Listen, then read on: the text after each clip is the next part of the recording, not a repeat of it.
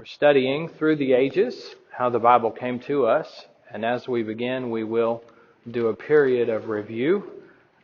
Each week the review gets longer, and I've intentionally not cut out anything in the review because I do believe in the value of repetition.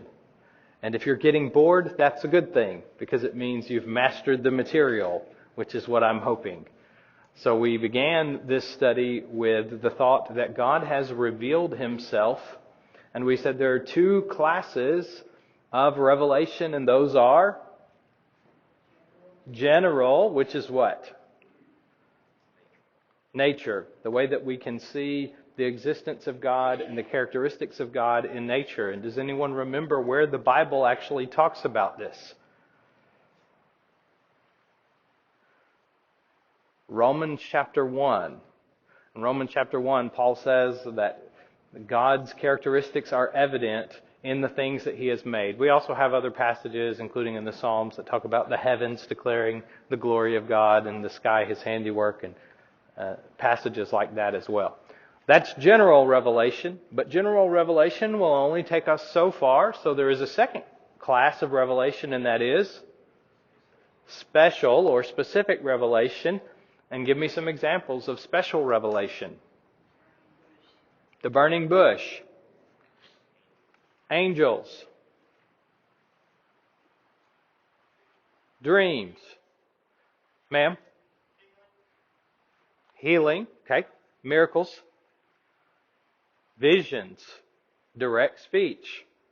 Basically, all that is recorded in your Bible is what we would call specific or special revelation. Then we discussed the nature of the Bible itself, and we said that it is inspired, which means it is God-breathed. God is its ultimate source. It is accurate. And the reason that we say it is accurate, two ideas here. Number one, did the Bible fall in a golden package from the sky? No. It came by way of human hands.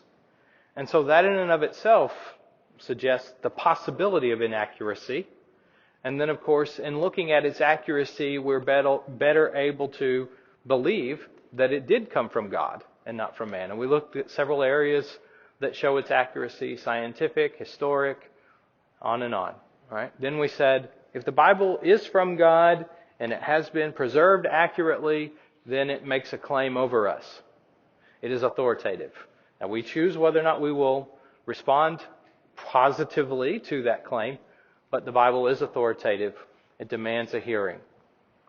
We said there are two major divisions of our Bible, and we call those testaments from the Latin, but by that we really mean two covenants, as in the covenants referred to in Hebrews 8:6. Now, are there more than two covenants mentioned in our Bible? God made a covenant with Noah, God made a covenant with Abraham, on and on. But the author of Hebrews really says there are two major periods of history. There are two major periods of history in terms of God's dealing with people.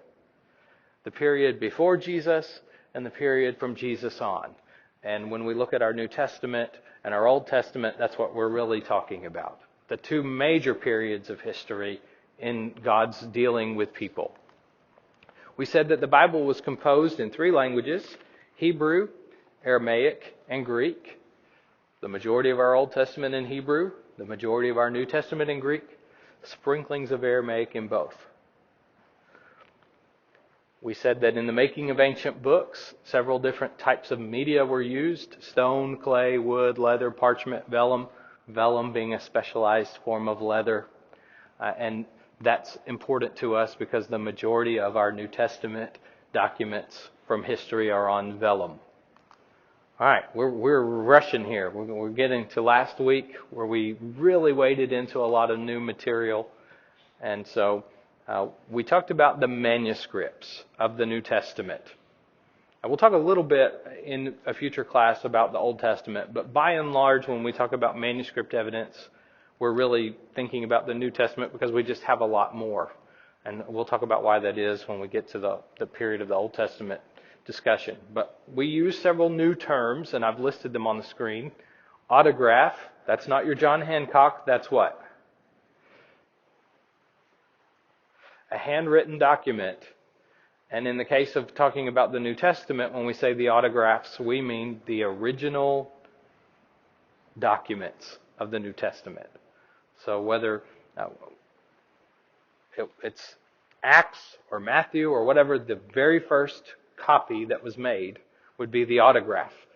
Do we have any autographs of the New Testament books that have survived from antiquity?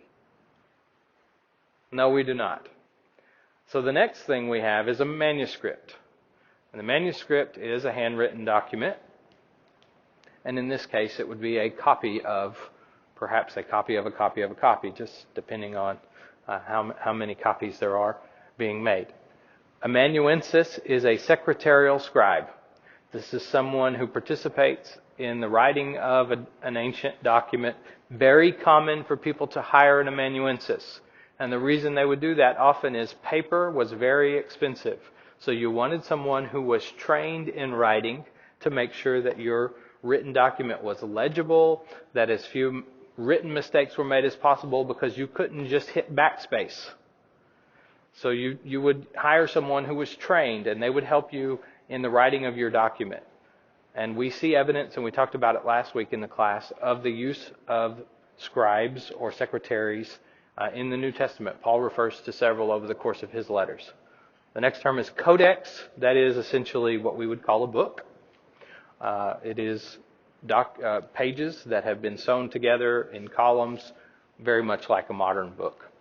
And then in discussing the manuscripts that we have of the New Testament, we talked about the two main groups.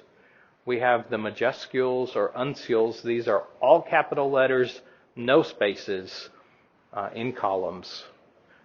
They are older than the minuscules or cursives, which are a flowing hand, still often in columns. And we have far more minuscules or cursive manuscripts because they are closer to us in time than we do of the majuscule or uncial manuscripts. And I didn't put it on the screen.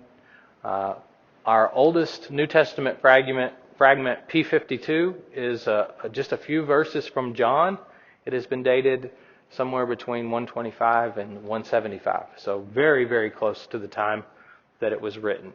And then our most important New Testament documents that have all of our New Testament books are from the 4th century, so the mid-300s. And we talked about three of those in particular: Codex Vaticanus, Codex Sinaiticus, and the Alexandrian Codex. And those refer to the locations in which they were discovered or held.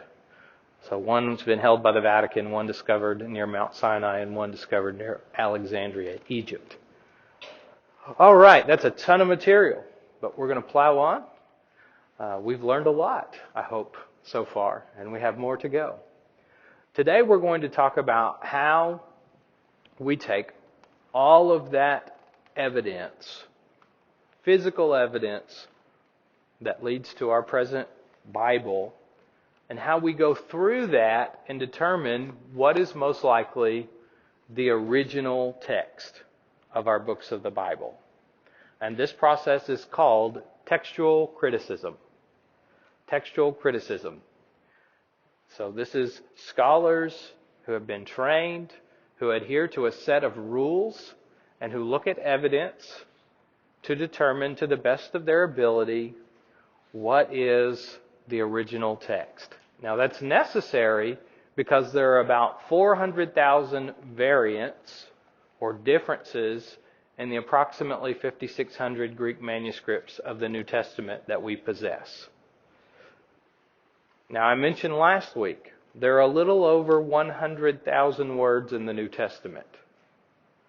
And there are over 400,000 differences.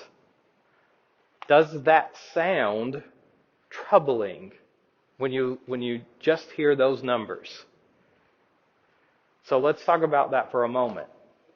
One reason we have so many differences is we have so many manuscripts. So let's ask this question. Would it be better or worse if we had only one copy from antiquity of the Gospel of John, or if we had 3,000 or 5,000 copies? What's preferable? The larger number. And one reason why it's preferable is we're able to compare the ones that we have. That's more evidence and gives us a better ability to use our reason. If we have one copy, we either have to trust that it's correct or assume that it's not. And there's nothing for us to use as a baseline of comparison. So one reason that we have 400,000 differences is we've got so many manuscripts. Look at almost any document that's recorded today from antiquity, and there are far fewer manuscripts of that document. The classic examples are works like the Iliad and the Odyssey that you may have studied when you were in school. These works of the Greco-Roman period. Far fewer manuscripts of these survive. So do we really know if the copy we have is the way that it was originally composed? We don't. We just have to take that story in the form that it appears to us. That doesn't matter for a fictional story, but it matters for something claiming to be from God. And so God has given us evidence, an abundance of evidence that we then take and we compare and examine to draw the best conclusions. The other thing that we're about to see is, even though we have so many differences, the vast majority of these differences are not problematic in any way at all. Before we talk about that, though, we're going to talk about the kind of evidence that is used. Textual critics, as I said, use a set of principles to evaluate the viability of variants. Viability simply means the likelihood that what you're looking at is the original. And they use two main groups of evidence. They use external evidence, which is in looking at a text of a book of the Bible on a manuscript, they say, how old is this manuscript? Now, if I have a manuscript from 1300 and I have a manuscript from 350, which one is more likely to be closest to what John actually wrote? The one from 350. Now, is it possible that the one from 350 is a copy of a mistaken version, and the one from 1300 is a copy of a copy of a copy of a copy of a better version? Is that possible? It's possible, but this is just one piece of evidence. We have several pieces of evidence. But the primary evidence when we talk about external is looking at the age of a document. Now, another aspect of this external evidence is the location of the document. Because what we find, I don't have this on the screen, but what we find is that documents from a certain region tend to follow the same trends. Can anyone guess why that might be the case?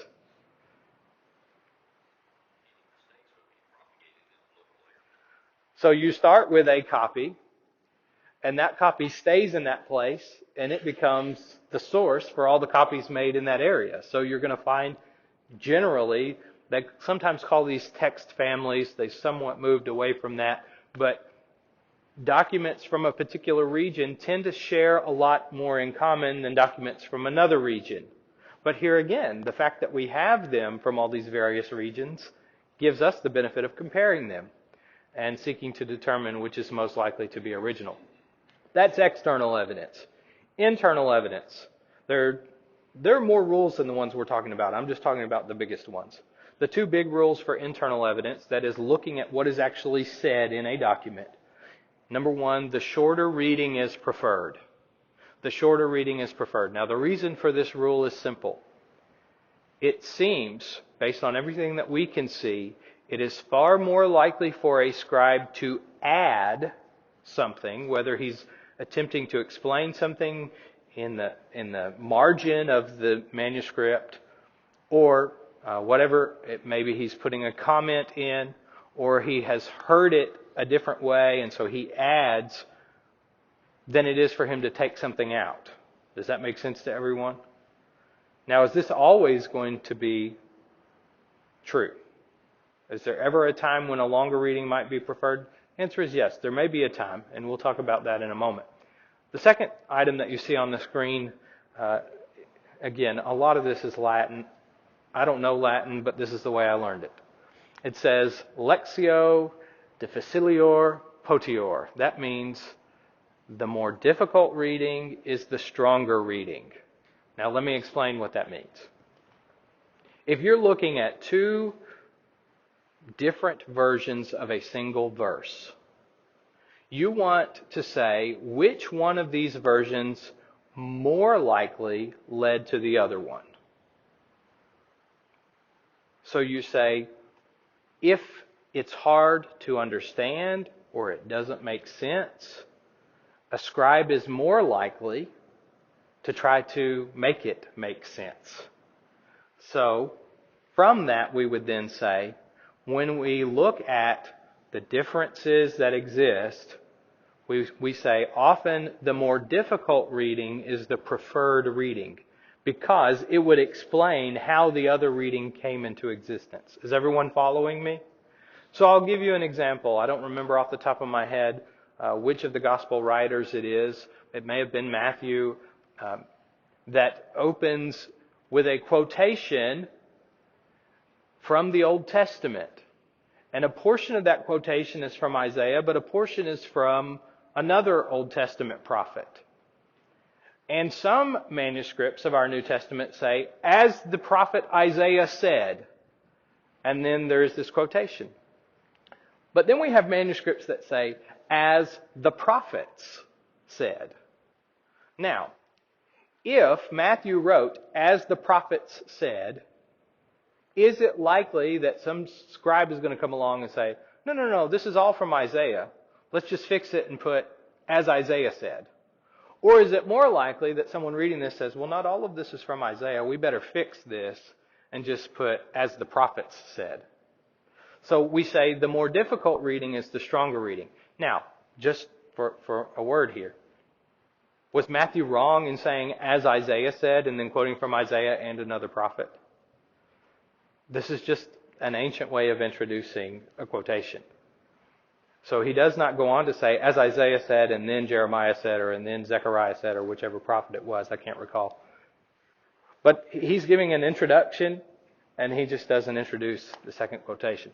Not a problem, but a scribe thinking about it the way someone in 1000 might be thinking about it versus the way Matthew thought about it sees, oh, this might be understood by a critic.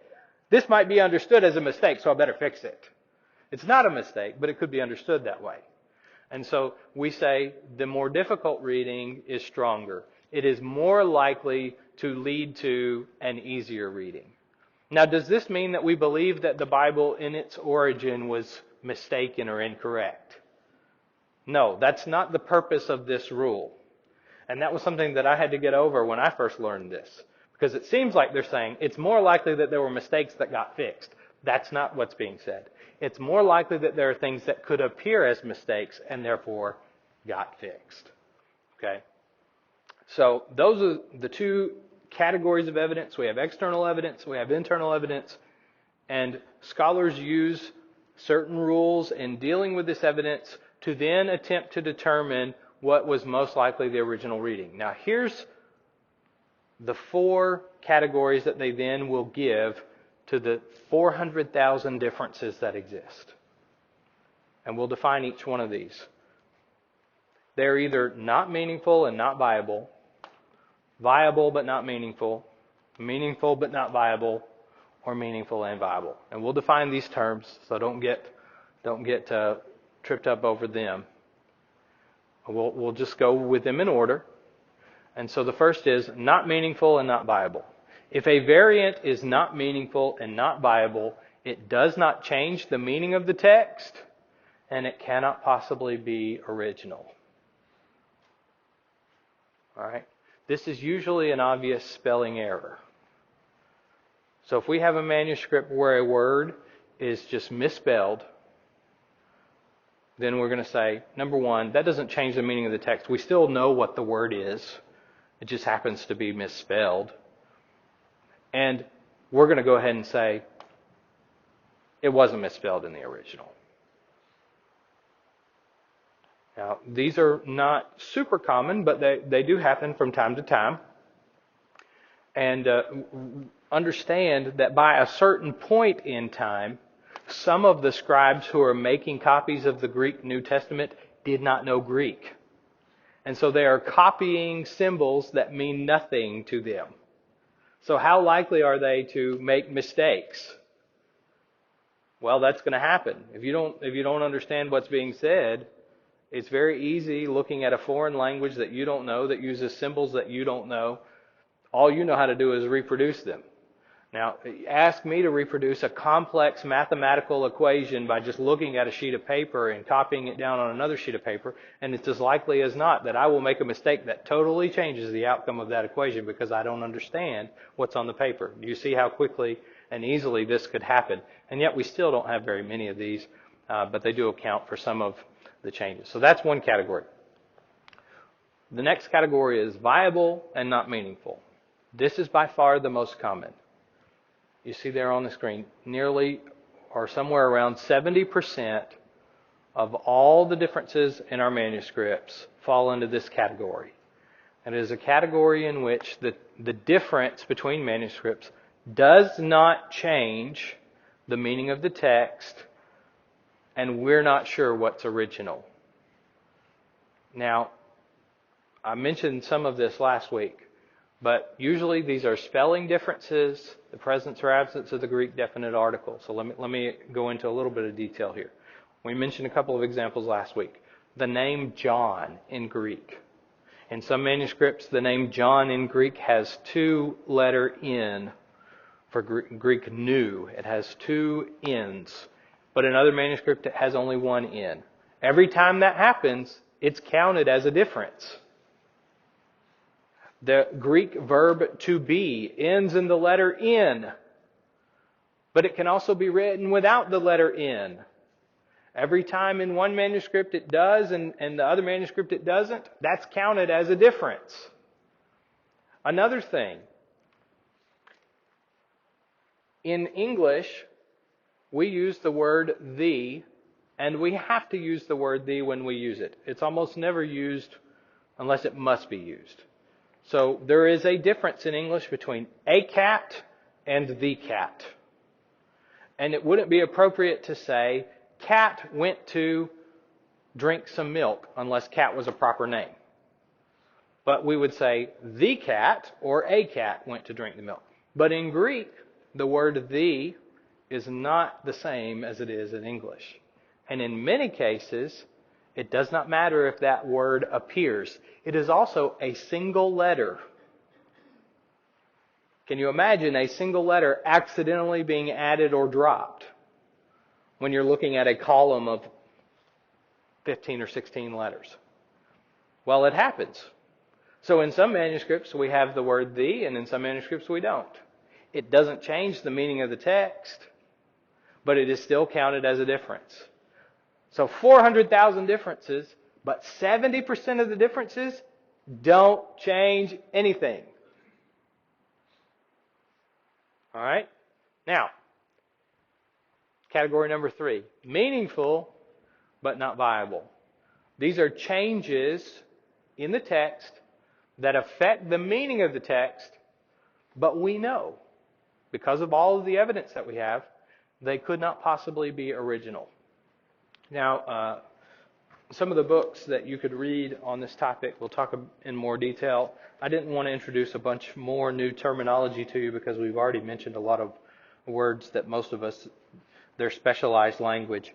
But here's some of the things that a scribe might do on accident or in some cases on purpose that would change the meaning of the text, but we know, looking at all the evidence, that it's not original to the text. They might do something called conflation. This is where they either purposefully or accidentally blend their knowledge with what's in the text. For example, in Matthew chapter 5, Jesus says, "Blessed are the poor in spirit." In Luke, Jesus, in the version of the Beatitudes that appears in Luke, Jesus says, "Blessed are the poor." Do you see how a scribe who is very familiar with the Bible might just automatically write in spirit when he was copying Luke? He doesn't do it on purpose. He's not even thinking about it. He's just heard it and seen it so many times that he just automatically does it. So when we have that as an example, we also have times where the scribes seem to attempt to explain what is in a text. And I've mentioned this before, but it's likely that many of these explanations started in the margin of the manuscript. And what happened was one person was reading out loud and everyone was writing as that one person was reading. This is how you can make multiple copies at the same time. You don't have computers, you can't send out photocopies, so you got one person standing and reading to everyone else, and they are writing as he reads. This also explains a lot of the spelling differences that we have if you're not looking at a manuscript. But maybe he reads a note, or he makes a note out loud, and the scribe doesn't realize that it's a note, and so it becomes part of the text on accident. And so we have some things like that. And then occasionally we do have places where it seems as though the scribe has attempted to make corrections, and we talked about some of that already. So, meaningful and not viable. Looking at all of the evidence, we're able to say, yes, it may change the meaning of the text. I don't mean it changes the meaning of what we believe. It just changes the meaning of that particular verse. Does the difference between blessed are the poor in Luke and blessed are the poor in spirit change what we believe as Christians? But it does change what's being said in those two particular verses, doesn't it? And so often when we talk about the change in meaning, we're not talking about changing the meaning of what we believe, just the meaning of what's being said in that particular place. All right, here's the last category, and it's the one that concerns us the most, because here's areas where we see changes that affect the meaning of the text and could possibly be original. This is where we're going, okay, have we lost anything that we're supposed to believe? Or has anything that we're supposed to believe been changed over the years in the copying of manuscripts? Now here's the good news for you all. Less than 1% of 400,000 variants fall into this category. So 99% of the differences between our manuscripts either don't change the meaning or can't possibly be original. Less than 1% change the meaning and could possibly be original. Now I've listed 3 of these on the screen for you. And there are a few more in your New Testament, but there aren't a whole lot more. So I want to talk briefly about each one of these. Mark 16, 9 through 16. If you have a Bible that was produced after 1980, when you go to Mark chapter 16, you probably see brackets or a footnote, or you have text that has been offset in some way. Because what we have is, in our oldest manuscripts, we do not have verses 9 through 16 of Mark 16. If you look at your King James Bible, there's no notation of this. And part of the reason for that is, when the King James was translated, they didn't have access to the manuscripts that we have today. They used a handful of manuscripts, most of them from the medieval period. They even used Jerome's Latin translation. So, a couple of things here. One of the oldest manuscripts that we have of Mark was mentioned last week in the class in a Codex Sinaiticus. In Codex Sinaiticus, Mark 9 through 16 is missing. But interestingly, the scribe has left a large blank space at the end of the book of Mark. It is as though he knows that perhaps there is supposed to be something there, but he's not sure what it is, or he's not sure if he's supposed to include it. Now, when you read those verses, you'll notice there's nothing said in those verses that ultimately we can't get from other places in our Bible. It teaches about the witnesses of the resurrection. We've got those records in the other gospel accounts.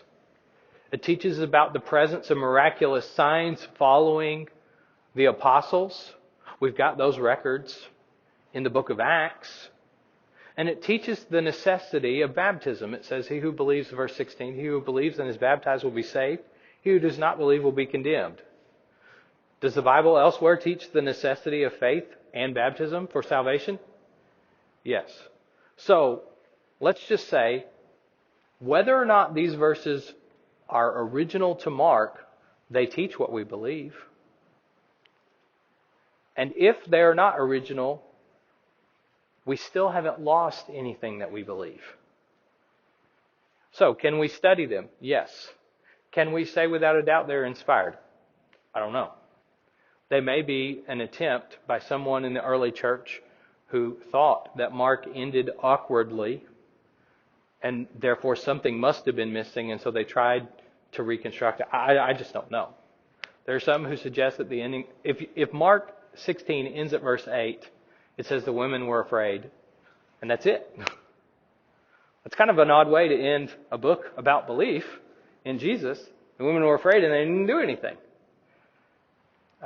So, nevertheless, what we believe does not change, whether or not it's original. The second is John 7:53 through 8:11. This is the story of the woman who is caught in adultery. Jesus writes in the sand, and they were going to pick up stones to throw her, and they all leave. A very powerful story. A couple of things about this one. If you look at the manuscript evidence, one of the things that we see is it's not always included in this place. Some think it belongs in the Gospel of Luke. So, number one, that tells us the scribes aren't exactly sure what's going on with this block of verses. So, again, familiar with the story. Do we know that Jesus is compassionate? Do we know that he tells people to sin no more, which is what he tells the woman after the men go away? Do we know that he's willing to challenge the Jewish authorities when they try to trick him and trap him up? So could this have happened? It certainly could have happened. In fact, one New Testament scholar that I heard speak in person said he believes that it is one of the most moving stories of Jesus that really happened, but wasn't recorded by the inspired writers. So he thinks it was being shared out loud, and somebody wrote it down and tried to put it into one of our Gospels. But he does believe it happened. Okay. Again, anything we believe change? Then the last one is 1 John 5, 7, and 8. What you find in 1 John 5, 7, and 8 is it talks about three witnesses to Jesus. And if you look in the King James Version, in 1 John 5, 7, and 8, there are 6 witnesses. There are witnesses on heaven, and there are witnesses on earth. But if you look at your Bible that you have today, it just has 3 witnesses. This was actually the first paper that I had to write on textual criticism. I wrote on this set of verses, 1 John 5, 7, and 8. So my English Standard Version says, "For there are 3 that testify, the Spirit and the water and blood, and these 3 agree." But if you're reading from the King James or another translation that predates more modern ones, it'll say there are 3 that testify in heaven: the Father, the Word, and the Spirit. And there are 3 that testify on earth: the Spirit, the water, and the blood, and they agree. Now, do we believe that God is 3 in 1? Yes. Do we need that verse to prove the doctrine of the Trinity, quote unquote? No. So do we lose anything that we believe if that verse is not original? No, we don't lose anything we believe. But it's quite likely that what happened is someone either thought that they needed to allude to the Trinity here, or there were 2 different readings and they put them together and made a list of 6 instead of a list of 3. But John says there are 3. So, now, where do we go from here? I'm gonna share these with you. You're welcome to come up and look at them. I have 3 books here. One of these is called A Textual Commentary on the Greek New Testament, in which the author talks about why they made the decisions that they do. They made the decisions that they do for this. This is a United Bible Society's Greek New Testament. And what it has in it is the text in Greek as best they can determine with the evidence that we've talked about. But then it also has something, there's a solid line on each page or on most pages. And below it is what's called the apparatus. Now, it's not going to make any sense to you. You have to be trained how to do it, just like you have to be trained in mathematics. But the apparatus actually talks about, there are all these symbols. It'll say, it's not included in this manuscript. Now, when you see it, you're not going to know that. But they have a symbol for each one of the big manuscripts that they use. So it'll say, not in the Latin, or not in the Syriac. Or it'll say, all right, so here's one. I'm on Romans chapter 13. And it gives a variant reading. It says, this is rated A. That means we are confident. We are very certain that the text as we have it is correct. But it says the different reading can be found in Papyrus 46, in the scribal note in another manuscript, and in these late manuscripts from the medieval period. So that's what the apparatus, as you're reading, it actually tells you, here's how we came to the conclusion. He goes into greater detail in this book on some of the big ones, like the ones we just talked about. But I just wanted to show these to you, and then I want to say this as we close. There are 2 big groupings of New Testament criticism. There is what is called higher criticism, and there's what is called lower criticism. Higher criticism is scholarship that talks about the meaning of a text. Most of that stuff is, sorry to say it, baloney. Most of the guys that engage in what's called higher criticism don't believe in miracles. They don't believe in the resurrection. Lower criticism is also what we've been talking about today. It's also called textual criticism. The vast majority of the men who have devoted their lives, and it is a lifetime pursuit, of comparing the now more than 5,600 manuscripts of the New Testament are believers. They have seen the differences. They have seen all of these differences, and they still believe. And they not only believe, they believe that the Bible is accurate. Now that ought to give us some confidence, don't you think? If the ones who are closest to this evidence are not bothered by it, but actually their faith is bolstered by it, then our faith should be bolstered as well. Now I know I've run long, but I do want to give you an opportunity to ask any questions that you might have, especially since this is new material for many of us.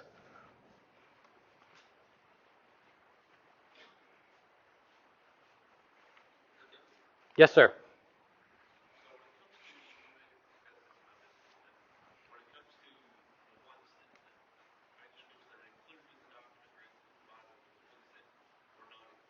Mm-hmm. Okay. So Philip asked a question, I'm restating for the sake of the recording, about manuscripts included and not included. Now, do you mean particularly books of the Bible? How do we know which books of the Bible? So we're actually going to have a class in a couple of weeks on how they've determined which books of the Bible are inspired.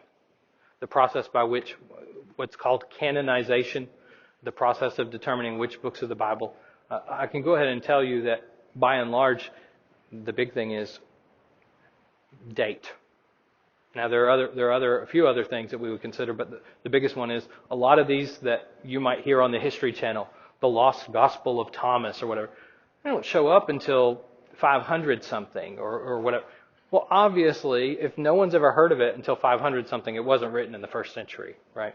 So that's just one thing, but we'll discuss more in detail in a future class. But that's a good question. Any other questions? Well, thank you all for your participation, and I look forward to seeing you here in a few minutes.